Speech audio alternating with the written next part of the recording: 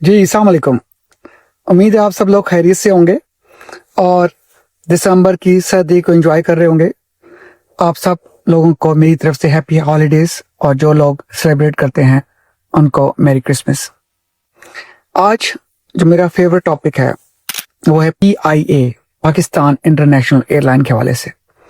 मुझे हवाई जहाज़ों से उड़ाने से बहुत शौक़ है। आज ही मैंने स्टोरी पर अपनी कुछ पिक्चर शेयर की हैं। ये वो टाइम है जब मैं हवाई जहाज़ खुद उड़ाया करता था। फिर उसके बाद मेरे अजीज़ हैं राव बाबर सुलेमान, उनका हवाई जहाज़ में उनका क्रैश हो गया, वो बेटे के साथ फौत हो गए। उस वक्त मेरे बच्चे छोटे थे, तो फिर मैंने जहाज़ उड़ाना बंद कर दिया, लेकिन इंशाल्लाह बहुत जल्द मैं दोबारा शुरू करूँगा।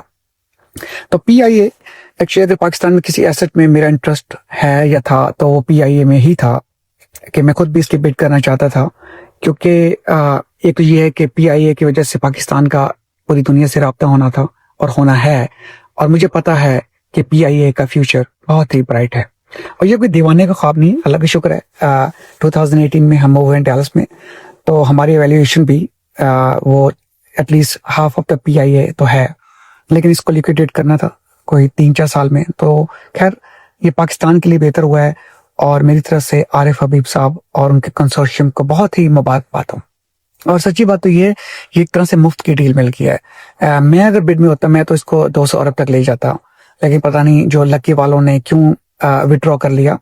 इसलिए क्योंकि डाउन आपको सिर्फ डालना पड़ रहा है 10 बिलियन, उसके बाद ऊपर आप जो भी होगा वो तो आप अपनी री इन्वेस्ट ही करेंगे।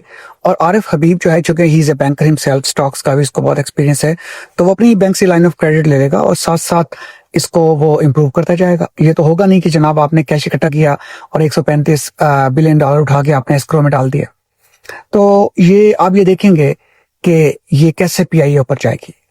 और ये बात स्टैट्स की है, ये सब चीज जो है ना, आपका जो एनालिसिस है वो स्टैट्स के ऊपर होता है, और इसको हमने खुद भी अप्लाई किया। जैसे मैंने आपको बताया कि जब 7 years ago 2018 में हम डैलस आए, तो मैं डैलस कभी पहले नहीं आया था, मेरा कोई रिश्तेदार नहीं है यहाँ, हमने सिर्फ स्टैट्स देखे थे और उन स्टैट्स की बिना पर आप देख रहे हैं कि अल्लाह का शुक्र है हमारी आउटकम उसी तरह हुई है।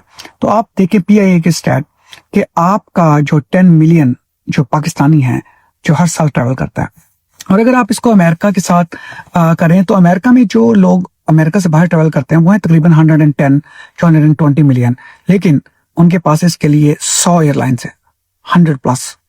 तो आप अगर इसका जो देखें तो पाकिस्तान एयरलाइन PIA इसका तो बहुत ही ज्यादा जो बेहतर ऑड्स हैं, बेहतर स्टेट्स हैं।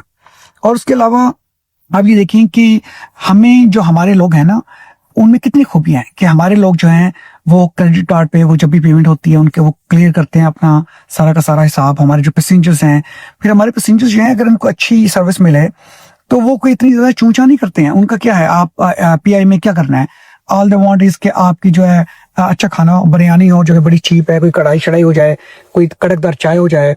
उसके अलावा अगर आप इनको जो है बजाय इसके कि आप इंडियन की फिल्मों का फिर वही ड्रामा करते फिर आप नेटफ्लिक्स दे दें और खुद ही देखते रहेंगे।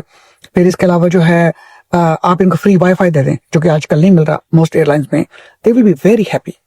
और फिर जो अभी अब ये देखिएगा, क्योंकि आरिफ हबीब ये तो फ्लिप करने का मास्टर है, अभी ये क्या करेंगे, पॉलिटिकल ओवरस्टाफिंग को कम कर देंगे, जो फ्यूल कॉन्ट्रैक्ट्स ले आएंगे और जो प्रोक्योरमेंट है वो कुछ बेहतर हो जाएगी।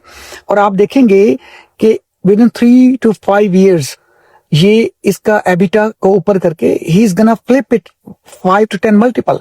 कि अगर आपका 135 बिलियन का लिया है तो आप ये देखेंगे ये 300-400 अरब का फ्रैक्शन ऑफ दिस इसको भेज के, जो क्योंकि गल्फ एयरलाइंस को एक्सेस चाहिए साउथ एशिया के लिए, और अगर गल्फ आती है एज ए मेजर पार्टनर तो आप ये देखेंगे ये एयरलाइन इंडिया भी जाएगी। तो I think sky is the limit. I'm so happy. I'm so happy. I have studied PIA so much and I would have done that same thing. लेकिन I'm still very happy कि ये हो रहा है, पाकिस्तान में हो रहा है, और ये तरक्की की तरफ एक बहुत ही बड़ा कदम है। और इस ग्रुप को मुबारक हो।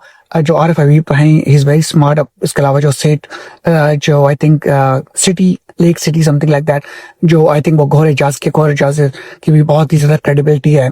और तो ऐसे ही लोग, ऐसे ही बिजनेसमैन ऊपर आएंगे, और ये लोग ही टाटा बिरला हैं। आप इंडिया की बात कर रहे हैं, अगर भुट्टो साहब नेशनलाइज ना करते तो आप ये देखते पाकिस्तान आज कहाँ होता। तो जिस मुल्क के अंदर आप एंटरप्रेन्योर को इज्जत देते हैं, बिजनेसमैन को इज्जत देते हैं और ऐसे अच्छे फैसले करते हैं, तो आप देखते हैं कि वो मुल्क ऊपर जाता है। और मैं पाकिस्तान के लिए, PIA के लिए और अपनी बिजनेस कम्युनिटी के लिए बहुत ही ज़्यादा खुश हूँ। तो आप सबको ये ये जो साल 25 है, आई थिंक ये बहुत ही अच्छा जा रहा है पाकिस्तान के लिए।